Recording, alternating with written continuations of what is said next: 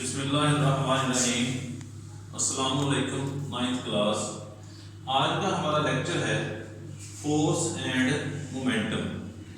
इस टॉपिक के अंदर हम डिस्कस करेंगे कि फोर्स और मोमेंटम का आपस में क्या रिलेशन है।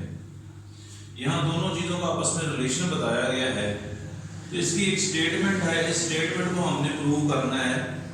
साइंसदान कहते हैं कि जब कोई फोर्स किसी जिस्म पर अमल करती है वो उसमें एक्सेलरेशन पैदा करती है, और एक्सेलरेशन जब पैदा करती है तो उसका मोमेंटम चेंज होता है, और वो फोर्स जो है उस rate of change of momentum के इक्वल होती है। दोबारा हम स्टेटमेंट पढ़ते हैं। When a force acts on a body, जब कोई फोर्स किसी जिस्म पर अमल करती है, it produces an acceleration in the body, वो फोर्स उस जिस्म में एक्सेलरेशन पैदा करती है, एंड विल बी इक्वल, और वो फोर्स इक्वल होगी to the rate of change of momentum, rate of change of momentum के इक्वल। ये स्टेटमेंट है, इसमें rate of change of momentum और फोर्स का आपस में लिंक बताया गया है कि जब कोई फोर्स किसी जिस्म पर अमल करती है वो उसमें एक्सेलरेशन पैदा करती है। जब एक्सेलरेशन पैदा होगा उसका मोमेंटम चेंज होगा, और वो फोर्स जो है उस rate of change of momentum के इक्वल होती है। आइए इसको प्रूव करते हैं। कंसीडर अ बॉडी, फर्ज करें हमारे पास एक जिस्म है ऑफ मास m, उसका मास m है, moving with initial velocity vi, और वो जिस्म मूव कर रहा है विद इनिशियल वेलोसिटी vi के साथ। Let a force f, suppose करें, फर्ज करें फोर्स f है, एक्ट्स ऑन अ बॉडी, वो उस जिस्म पर एक्ट करती है, एंड प्रोड्यूसेस एक्सेलरेशन, और वो फोर्स उस जिस्म में एक्सेलरेशन पैदा करती है इन द बॉडी ऑफ जिस्म में। Its velocity becomes vf after time t, और t टाइम के बाद उस जिस्म की वेलोसिटी vf हो जाती है, यानी vi से vf। If pi and pf will be the initial and final momentum, अगर pi को हम इनिशियल मोमेंटम कहें और pf को हम फाइनल मोमेंटम कहें, तो फिर हमारे पास क्या होता है, मोमेंटम का फार्मूला होता है आपके पास mv।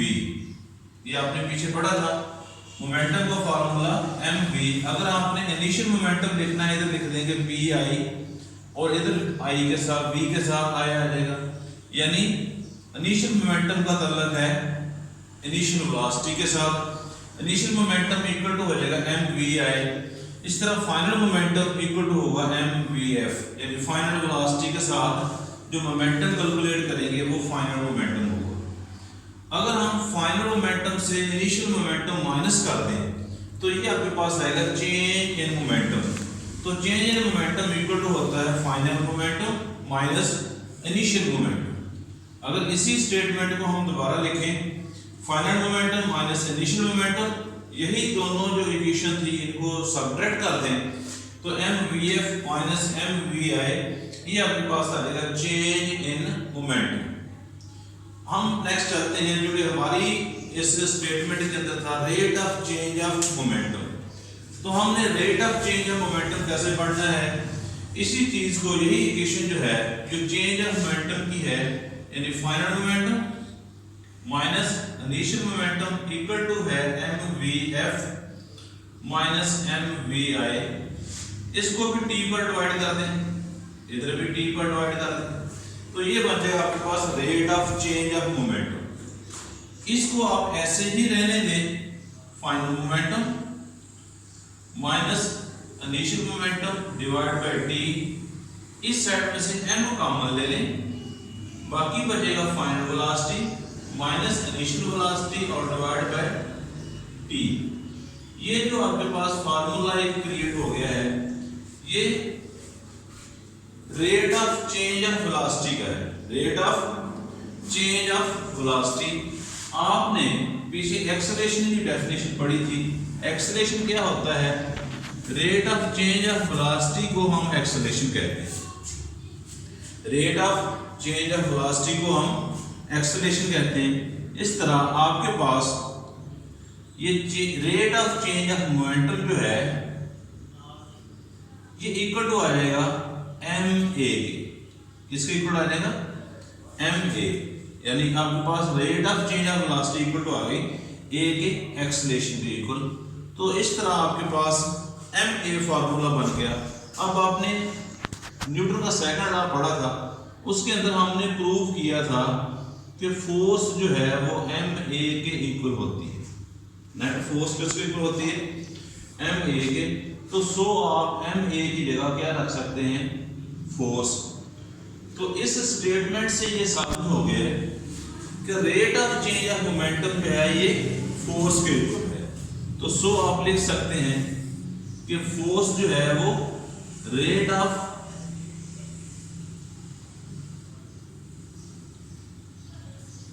चेंज ऑफ मोमेंटम के इक्वल है। यही आपने साबित करना था। फोर्स जो है वो rate of change of momentum के इक्वल है। यही स्टेटमेंट थी कि जब कोई फोर्स किसी जिस्म पर एक्ट करती है वो उस जिस्म में एक्सेलरेशन पैदा करती है और उसके मोमेंटम में तब्दीली आती है। जो उसकी वेलोसिटी तब्दील होती है इट मीन उसका मोमेंटम चेंज होता है। और जब मोमेंटम चेंज होता है तो उसने कहा वो फोर्स जो है वो rate of change of momentum के इक्वल है। इसी को हमने प्रूव करना था। हमारे पास एक जिस्म है जिसका मास m है, वो इनिशियल वेलोसिटी vi से मूव हो रहा है। अगर कोई उसके ऊपर फोर्स F एक्ट करती है और उसमें एक्सेलरेशन पैदा करती है और t टाइम के बाद उसकी वेलोसिटी vf से चेंज होकर vi से चेंज होकर vf हो जाती है, तो हम इसका फार्मूला अगर vi को हम इनिशियल मोमेंटम कहें और vf को फाइनल मोमेंटम, तो पहले इनिशियल मोमेंटम का फार्मूला लिखें फिर फाइनल मोमेंटम का फार्मूला लिखें। इनिशियल मोमेंटम का ताल्लुक इनिशियल वेलोसिटी से है, फाइनल मोमेंटम का ताल्लुक फाइनल वेलोसिटी से है। अगर दोनों इसको हम सेपरेट कर दें तो ये आपके पास आ जाएगा change in momentum. Change in momentum को आप इसका rate of change of momentum कैसे फाइंड करते हैं, आप t पे डिवाइड करते हैं टाइम पर, यानी जितने टाइम के अंदर वो मोमेंटम में तब्दीली आई है तो वो बन जाएगा आपके पास rate of change of momentum. अब इसी इक्वेशन को आप थोड़ा सा सॉल्व करें तो इसमें rate of change of velocity जो है वो निकल आता है। और rate of change of velocity आपको बता दिया है कि वो किसके इक्वल होता है एक्सेलरेशन के। तो यहाँ एक्सेलरेशन और न्यूटन के सेकंड लॉ में था कि फोर्स इक्वल टू होती है मास एंड एक्सेलरेशन के प्रोडक्ट के। तो नेट फोर्स और rate of change of momentum equal to आ गया नेट फोर्स। यही आपके पास आज का स्टेटमेंट है। और फोर्स और मोमेंटम का क्या रिलेशन है, क्वेश्चन आपके पास बनेगा what is the relation between force and momentum. तो आपने क्वेश्चन क्या था कि what is the relation between force and momentum. ये आपने आज का क्वेश्चन जो है ये लिखना है और इसको लर्न करना है, इसको राइट भी कर सकते हैं।